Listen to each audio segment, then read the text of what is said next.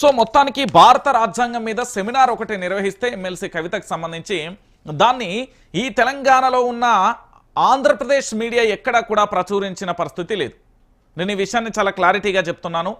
ఇది మీరు అనుకుంటున్న ఏదైతే మెయిన్ పత్రికలు అనుకుంటున్న పత్రికలలో ఎక్కడా కూడా కనీసం ఒక అక్షరం కూడా రాసిన పరిస్థితి కనబడతలేదు. అంటే తెలంగాణ ప్రాంత బిడ్డలారా ఒకసారి ఆలోచించండి.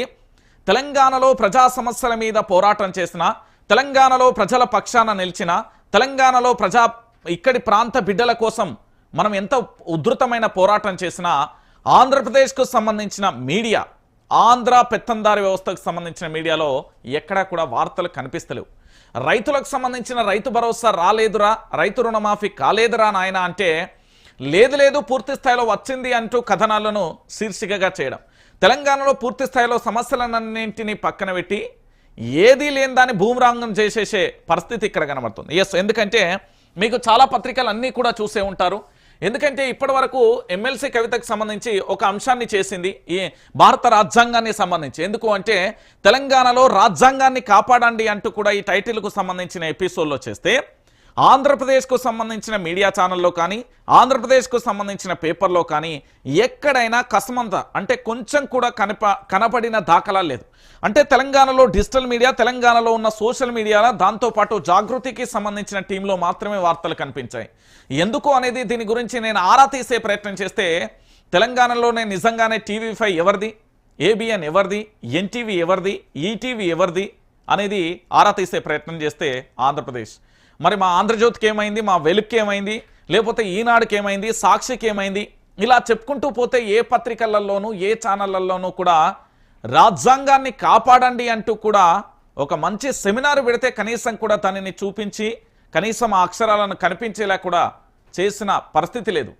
అంటే ఆంధ్రప్రదేశ్ మీడియా గో బ్యాక్ అనడంలో తప్పేంటి, ఆంధ్రప్రదేశ్ మీడియాను బ్యాన్ చేయడంలో తప్పేంటి? అంటే తెలంగాణలో ఉండి, తెలంగాణ గడ్డ మీద ఉండి, తెలంగాణ నీళ్లు దాగి, తెలంగాణ శ్వాస పీల్చి ఇక్కడి ప్రభుత్వానికి సంబంధించి పూర్తి స్థాయిలో కూడా ఆంధ్రప్రదేశ్ ప్రభుత్వానికి మాత్రమే వార్తలు రాయాలంటే అక్కడి నుంచే రాసుకోరు. కానీ మా తెలంగాణలో జరుగుతున్న పరిణామాలు కానీ, మా తెలంగాణలో జరుగుతున్న పరిస్థితులను కానీ ఎందుకు చూపించట్లేదు, ఎందుకు పూర్తి స్థాయిలో వాటన్నింటినీ కూడా తెలంగాణ ప్రాంత బిడ్డలను తప్పుదోవ పట్టించే ప్రయత్నం చేస్తున్నారు అనేది కూడా మనం ఆలోచించాలి. నేను ఎందుకు ఈ విషయాన్ని చెప్తున్నానంటే ఒకసారి ఈ అంశాన్ని చదువుతా చూడండి.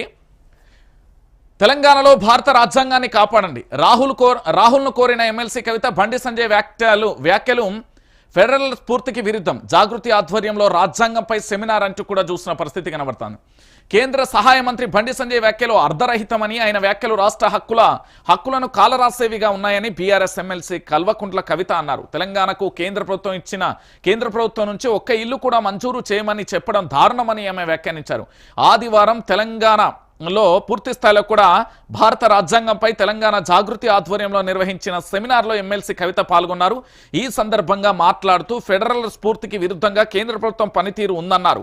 బాధ్యతాయుతమైన కేంద్ర మంత్రి పదవిలో ఉండి బండి సంజయ్ ఒక్క ఇల్లు కూడా ఇవ్వమని మాట్లాడడంపై ఆమె మండిపడ్డారు. రాజ్యాంగంలో ఉన్న ఫెడరల్ స్ఫూర్తి ఏమైందని ఆమె ప్రశ్నించారు. బండి సంజయ్ వ్యాఖ్యలపై ఎమ్మెల్సీ కవిత తీవ్రంగా కూడా ఖండించారు. కేంద్రంలో ఏ పార్టీ అధికారంలో ఉన్నా రాష్ట్రాల హక్కులను కాలరాసేవిగా ఉన్నాయన్నారు.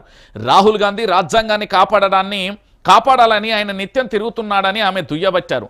రాహుల్ గాంధీని తాము తెలంగాణకు ఆహ్వానిస్తున్నామని, రాష్ట్రంలో కాంగ్రెస్ పార్టీ అధికారంలో ఉందని, ముందుగా తెలంగాణలో రాజ్యాంగాన్ని కాపాడాలని హితవు పలికారు.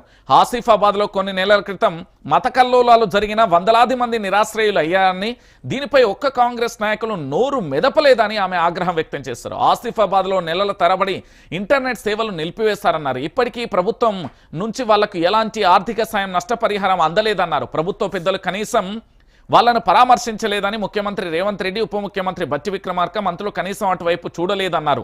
రాజ్యాంగ విలువలను తుంగలో తొక్కుతున్నారంటూ కూడా మండిపడుతున్న ఈ శీర్షిక మీకు ఏ పత్రికలో రాలేదు. అరే ఏ పత్రికను చూసినా ఎక్కడ చూసినా కూడా కనీసం ఈ అంశం అనేదే కనబడేది. ఎమ్మెల్సీ కవిత చేసిన అంశం ఏంది అంటే భారత రాజ్యాంగానికి సంబంధించి తెలంగాణలో రాజ్యాంగాన్ని కాపాడాలి, ఇక్కడ ఉన్నది యనుమల రేవంత్ రెడ్డి రాజ్యాంగం, ఇక్కడ ప్రశ్నించిన వారిపై కేసులు లేదా మాట్లాడిన వారిపై అక్రమ కేసులు, ఇలా రకరకాలుగా కుట్రపూరితంగా జరుగుతూనే ఉన్నాయి. వీటన్నింటినీ పూర్తి స్థాయిలో ఖండిస్తూ భారత రాజ్యాంగం మీద సెమినార్ నిర్వహిస్తే కనీసం దానికి సంబంధించి ఈ తెలంగాణలో ఉన్న ఏ మీడియాలో కానీ ఏ పత్రికలోని రాకపోవడం దేనికి సంకేతం అంటే ఒక భారత రాజ్యాంగం గురించి మాట్లాడడం కూడా తెలంగాణలో నిషేధమైపోయిందా, లేకపోతే తెలంగాణలో నిషేధ ఆజ్ఞలు విధించారా, మీడియాపై అప్రకటిత ఎమర్జెన్సీ ఏమైనా కొనసాగుతుందా? ఇలా ఆలోచిస్తున్న తరుణంలో నేను మొత్తం తిరగేసిన అంటే నిన్నటి రోజున పత్రికలన్నింటినీ కూడా తిరగేస్తే ఎక్కడా కూడా మీకు ఆ పేపర్లకు సంబంధించిన దృశ్యాలలో ఎమ్మెల్సీ కవిత వార్తకు సంబంధించి కనిపించదండి. అంటే ఎంత దారుణం అండి, ఎంత కుట్రండి, ఎంత కుట్రపూరితంగా ఆంధ్రప్రదేశ్ మీడియాకు సంబంధించి తెలంగాణ వార్తలు, తెలంగాణలో భారత రాజ్యాంగం గురించి మాట్లాడితే కనీసం ఒక్క వార్తన్న ప్రచురించాలన్న సోయి లేదా అండి? అంటే తెలంగాణలో ఏం నడుస్తుంది, తెలంగాణలో జరుగుతున్న పరిస్థితులు ఏంది, భారత రాజ్యాంగాన్ని ఎలా తుంగలో తొక్కుతున్నారు? అదే ఢిల్లీలో ఉన్న రాహుల్ గాంధీ మాత్రం నిత్యం చేతిలో భారత రాజ్యాంగాన్ని పట్టుకొని భారత రాజ్యాంగాన్ని కాపాడాలి, భారత రాజ్యాంగం విలువలను మనం పెంపొందించుకోవాలి అంటూ రకరకాలుగా తన స్టైల్లో తన ఉపన్యాసాలు ఇస్తున్నాడు కదా. మరి తెలంగాణలో పూర్తి స్థాయిలో కూడా ఇక్కడ భారత రాజ్యాంగం అమల్లో లేదు అంటూ ఎమ్మెల్సీ కవిత నిర్వహించిన సెమినార్కు సంబంధించి ఆయన మొట్టమొదటిసారిగా తెలంగాణకు వస్తే బాగుండు అని తెలంగాణ ప్రాంత బిడ్డలు అంటున్న పరిస్థితి కనబడుతుంది. ఇక దీనితో పాటుగా